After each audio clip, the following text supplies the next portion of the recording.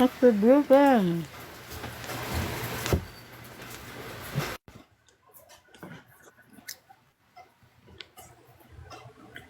Ayan, nakatayo ka. Kumusta?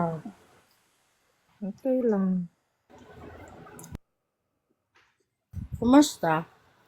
Okay lang. Di ko naman ano yung viewers ko, ay yung guest ko. Update mo nga TikTok mo. Paano yung update na masasabi? Ano, saan ako pupunta? Punta ka sa Apple Apps. Sa apps. Oo, then? Then, i-type mo doon TikTok. Tapos sasabihin doon update. Update mo. I-click mo yung TikTok icon. Then, mag-a-update na yun. Ay, ganun. Mm. Baba muna ako. Mm. Sige.